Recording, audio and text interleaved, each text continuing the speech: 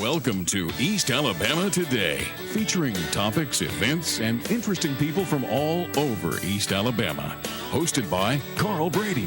Now, let's get right to the show. Here's Carl Brady. Hello everyone, welcome into East Alabama Today. I'm Carl Brady. Thank you for being with us on the program.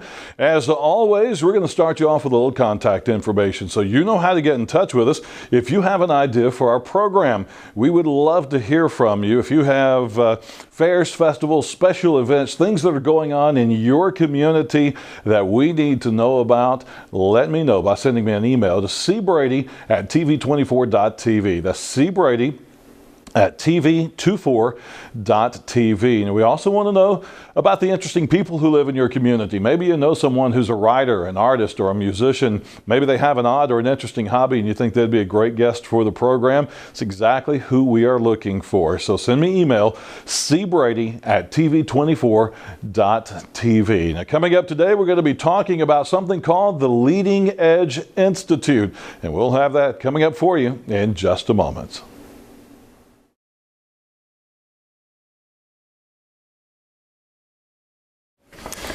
And we welcome you back into East Alabama Today. Again, I'm Carl Brady, and thanks for being with us on our program. Today we're going to be talking about the Leading Edge Institute and tell you what that is all about.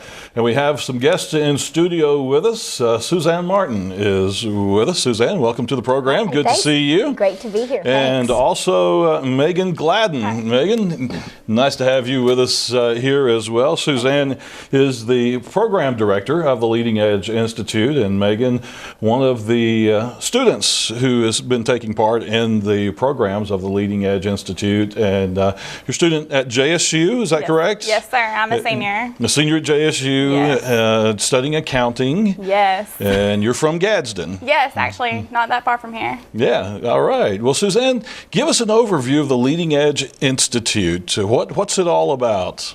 The Leading Edge Institute is all about developing women to be leaders in Alabama. It is a nonprofit that our motto is changing the face of leadership in Alabama, and we want it to look more female. And it's not because we're anti-male. We love men.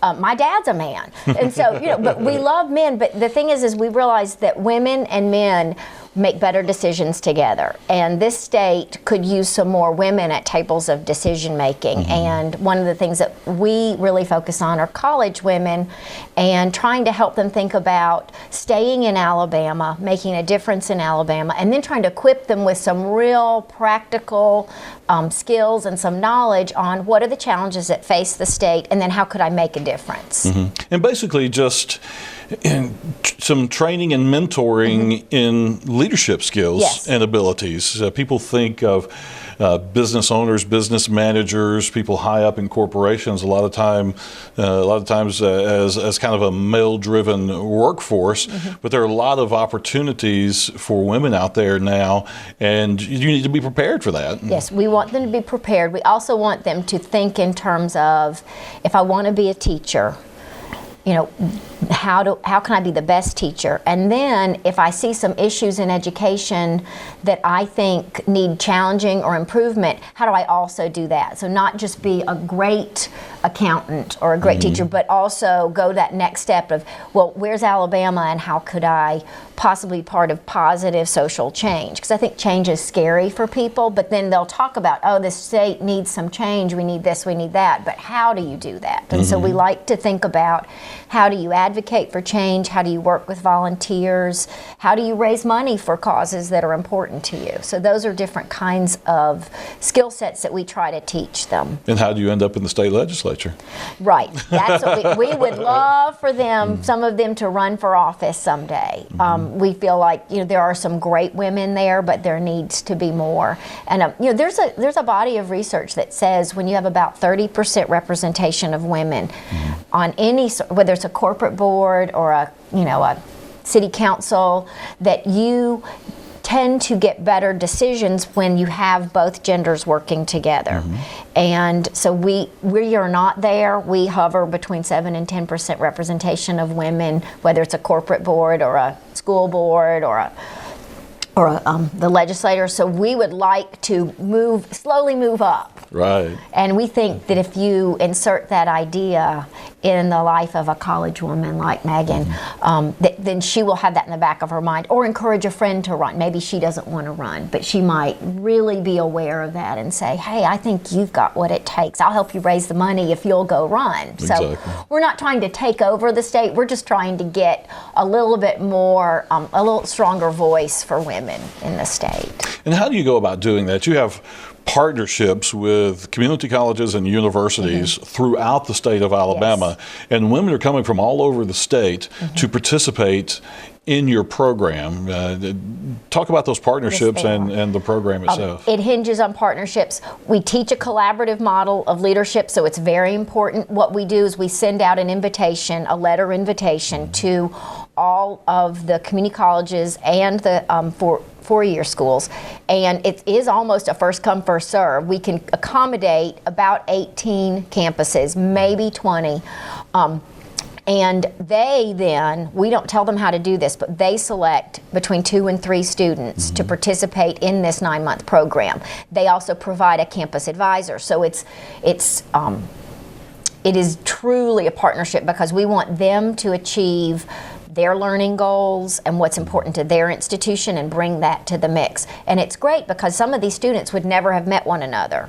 Right. You know, they don't know, now they know people from South Alabama, and they know Bishop State, and we know Athens State Community College, and all of those kinds of things, because what we're trying to do is to model how to create a network. And so when they've been in a network, they start realizing the energy and the excitement of that, and I think it helps them to learn to love Alabama. You get excited about the stories that you hear from other parts of Alabama and realize this state is completely worth the effort that they're putting into it. And the networking you mentioned, getting to know other women from other parts of the state who 10, 15, 20 years from now are still probably going to be very close contacts for you.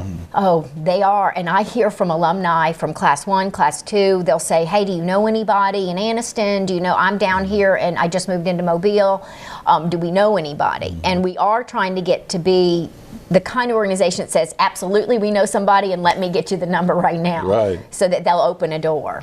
Megan, talk about your experience. How long have you been involved, and what's it done for you? Well, I've been involved in it for 9 months. My favorite was the Summer Institute. We met 40 women from each parts of life. One in particular, she was in my group. We have different critical reflection groups, and we are completely different. Like, we have different political beliefs, different faith beliefs. She had different Myers-Briggs than I did, yet we definitely hit it off. Like, I didn't think that people around here all believe the same, you know what I mean? Like, we all go to the same church and everything. But it's different to see how we can still be friends and still connect. And she became one of my best friends throughout Summer Institute, and we still talk. And I cannot wait till Winter Institute until we meet again. I'm super excited. But like, people meet each other, and you don't think that you're going to hit it off, and then you do. Even different beliefs, you can still work together, which that was one of my favorite parts.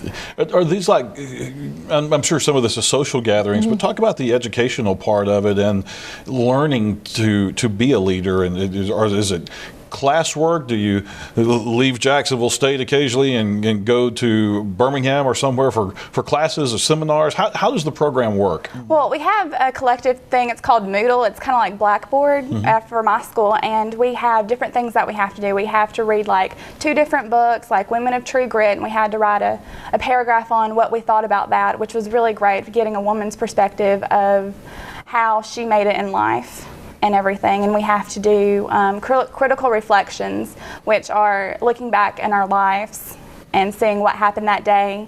And I've definitely learned a lot about myself just having stuff to write down. And I've really enjoyed it over these 9 months. They've been really great. So you'll do critical reflections later on about your experience on TV today, right? Exactly. Right, yeah. And they also, well, some of the things also that you have to do, because I'm sure you're like overwhelmed, like how much do I have to do? They also have to follow their money. They have to track where their money goes and where it comes from, because we really think that financial literacy is a key ingredient to a woman being able to help others and to help herself. So there's that. It was really easy for me because I'm an accountant, so I follow my money anyway. So it wasn't very hard for me. I just wrote down everything that I do anyway, because I always keep a journal of how much I keep. Because being a senior and being an accounting major, I'm also about to get married, so like everything is coming together and it's really exciting. And Leading Edge has absolutely helped me become the woman I am today. Like I said, I never would have met these women, and I've met mentors, and Suzanne's introduced me to several people, and it's just great that I can have a job opportunity, especially through this organization. Well, look forward. How is, other than job opportunity, what has the last 9 months being a part of this, how is that going to impact your future as a young woman? Well, it makes me look back and think, like, what can I do to change Alabama? Like, I've always wanted to become a person of change. Like, change scares everyone. But one of my teachers, actually, he was saying, sometimes when you don't want to disagree, there's no change. And sometimes change is a bit scary, but we need it. And everyone says we need change, but how do we change it? And I think Leading Edge is teaching us how we become better leaders by meeting new people, by networking, by doing different things in the community. Like, we have to do a LAP project, which is our LAP project. And JSU is actually doing a thing called You're going to show a film. We're going to show a film that's called Misrepresentation. And it's just showing how women are not portrayed in the media not very well, and we are not being showed in Congress like we should be. Like, we're 51% of the United States, but yet we're only like 33% in Congress. Yeah. So we need to change that. And Well, we need to take a quick commercial break. So before we do that, anything you'd like to add? Because you're going to move off and Mollie is going to join us. Anything you want to add before we go to the break? I just want to say I'm very blessed to be part of this organization, and I definitely have changed because of this. Very good. Time for a commercial break. We'll take it now. So stay with us. We'll be back in just a moment with more on the Leading Edge Institute.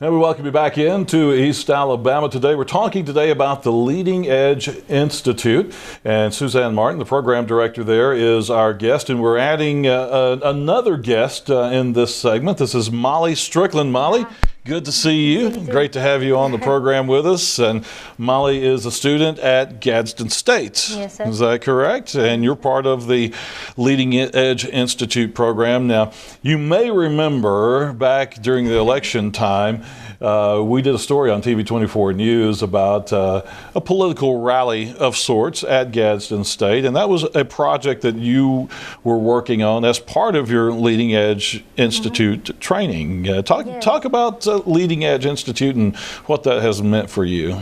Well, that project, it actually, another student and I, we decided, we knew we had to do a leadership action project for this program, and we were trying to think of something that we could engage all the students in and that could grow each year. And it just happened to be election year, so we thought what better than to do a political rally.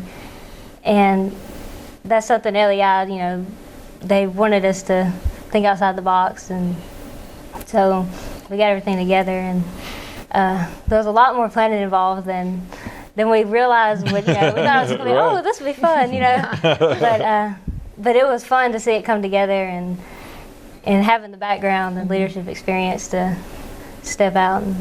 I think one thing that we talk about during the Summer Institute that the students find out is that we say, leadership's very inconvenient. Right. And there's so much behind the scenes work, and then it's the details that's what creates the day of. And it's great to see them take an idea and get started, because I always think getting started it's the hardest part. Then things start to come together, but that sort of making decisions, deciding. I was really proud of them, because both of them had not done this kind of planning and work before. And it was a very successful event. Very good. Talk about some of the other aspects of it that you've really enjoyed, or what has impacted you the most so far about being part of this? Well, definitely my confidence level was raised. To be sitting here today is huge for me because I would have never even considered it probably.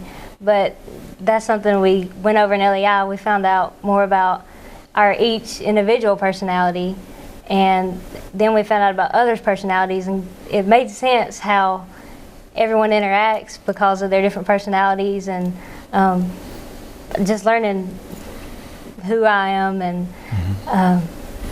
it helps me to step up when someone says this opportunity is open, we need help or something. I can say, oh, well, I know I'm capable of that, you know. So confidence in your leadership skills and being able to step out there and take a leadership role, because a lot of times opened a door for you. Yes, and actually the SGA president opened up, and I would have never even considered it. And I got back from this, and I was so like, I need to lead something, you know. And, and then it came open, so I ran, and now I'm president, and I speak at stuff and at events and things, and I just never would have thought that I'd be there doing that. And that's where you talk about making an impact and being a force for change. When you're in a position like that as the president of the SGA, you're talking Gadsden State Community College, but it's a great learning opportunity for the process of how change comes about. You see something at Gadsden State that you think needs to be changed. It's a great first step for bigger things. Yes, and the thing with LEI is too, they want us to know who we are just as a person so that we can lead, but they don't necessarily tell us, you know, you've got to be up in that big position. They want us to lead just in every day. They want us to, like, I don't want to be in the government or anything, but I can be a leader in physical therapy, which is the field I want to go into. Just making differences in everyday life instead of you've got to be up there in the business of an executive. Yeah, we don't want our women to take themselves out of the equation of leadership because they don't see themselves as a president or a CEO, because so much of leadership is a collaborative, sort of invisible process that just plods along, that perseveres, that challenges the process, but also really encourages. And we do want our students like Mollie and Megan to love their state. It's not just criticizing it for change, but it's loving it enough to stay and try to make a difference. And that's why they do the projects, is to just kind of dip their toe into trying to do something for the common good and see how that feels. Well, you know, and leadership too is not always about being the person in the spotlight. It's especially in Mollie, you being from Gadsden, you may be familiar. When you look at a lot of the community organizations in Gadsden and Etowah County in particular, there are a lot of very powerful women who are making things happen in those organizations, whether it be fundraising for charity events or groups. There are a lot of people, a lot of very powerful women in Gadsden who take leadership roles, who they're not getting their picture in the paper for the things that they're doing, but those of us who know what's going on, we see the person behind the scenes, and we see who's actually pulling the strings and making the decisions and pushing things along. Yeah, and we think that when they have a really good base of self-knowledge, one of the things we do is the Myers-Briggs Personality Inventory, but they also take the Clifton Strengths Finder, which was developed by the Gallup Agency, and they all come out with a list of 5 major strengths that I remember you were telling me that you were getting ready to interview for a job, and what question? You always say, this question's so hard for me. Yeah, it's I didn't realize that I was even going to be interviewed that day. I thought he was just going to show me around. I thought I had it. And he said, I want to ask you a few questions. And when he said, ask a few questions, I knew right then. I was like, uh-oh. But it's just that initial, so tell me about yourself, you know, and this like, my mind just goes blank. But after LEI, I can say, well, I'm Mollie Strickland, I'm, you know, Gadsden State, and I can just tell them my life goal, all that kind of stuff. And before LEI, I would have just gone blank and probably Well, that's a difficult question for most people. Just an open-ended, tell me something about yourself. Some people would have a very difficult time answering that question. So if you've learned a little bit about yourself in this process, that's a big step right there. Talk about how some of these young women can get involved with this. People who are watching this and they're a student at a university, and do they apply? Do they go to their counselor and say, hey, when you get the letter from LEI, I want to be on this list? Well, I would say they could for sure go ask their president's office if they want to walk in there and say, hey, some schools, if they've already got their system set up, like Gadsden State Community College, we've been partnered with them for several years, they would go to Judy Hill and say, I'm interested. And what we do is we really believe, again, in the autonomy of the school. Each school has a little bit different process. I know that, like at Montevallo, they've got it running on a TV screen, and they've got an interview process. But I know the folks there, and they are always looking for good candidates. And the best candidate is someone that's a rising sophomore or junior. It doesn't mean we wouldn't take seniors, but a rising sophomore or junior from Alabama. And we say a really good, salt-of-the-earth person who has a desire to make a difference. And they don't have to hold a particular title or be in a particular organization. And so usually there's sort of a nomination process or a selection process, and that's the way they can get involved. Is to go to someone at their campus and say, are we involved in Leading Edge Institute, and who's the person that's doing the picking? Right. And then, of course, you've got the website. Right, the website. They could email me, and I could go tell that campus, hey, I could connect them if necessary. Yeah, we've got students who are interested. Now, we've only got about a minute and a half here in this segment left to wrap up. So I know we want to mention a special event you have coming up March the 8th with Lily Ledbetter. Yes, Gadsden woman. About to have a movie made about her and her fight for equal pay for women through Goodyear, and most people in the area are familiar with her story. Right. Well, the students are coming back together. The third phase of the program is called Winter Summit, and we do some additional training, and we have a luncheon to kick off the weekend. And so it's at 11:30. It's in Birmingham at the UAB Alumni Center, and we do sell tickets to that. And then the rest of the weekend, the students will be with us. They'll reunite, and then we'll have some training. And then the Saturday night, we have a big graduation and celebrate their learning and their service. And several of the presidents of the universities are coming, and other representatives and family members. And so it is the final, but we never let them go. Like now they've just graduated into the family of Leading Edge Institute, and they will always be hearing from me. Well, all right, we need to take another break. We'll do it and be back in just a moment with our final wrap-up. Stay with us.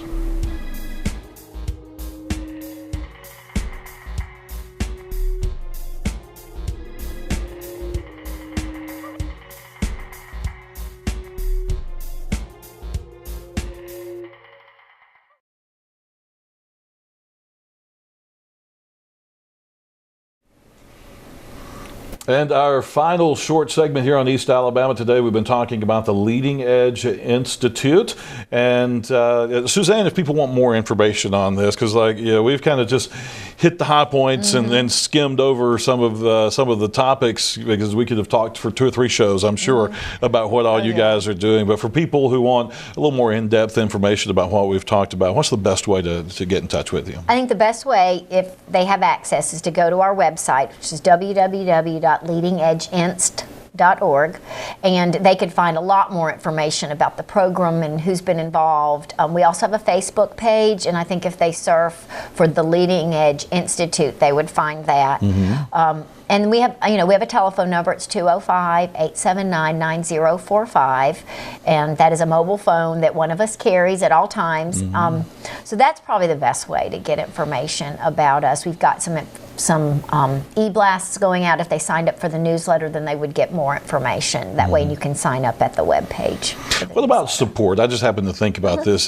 Can a community help you in any way, or support those kind of things? Well, there's all kinds of ways to support. If people are interested in volunteering, we're always looking for good men and women in different counties and different parts of the state that would like to mentor or just get to know some of our students.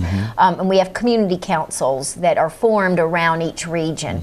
We We do accept donations. That would be foolish for me not to say. They can donate now on the webpage, because we do fund it. The schools pay some of the money, but it's more of a matriculation fee, and so we raise about 80% of the money.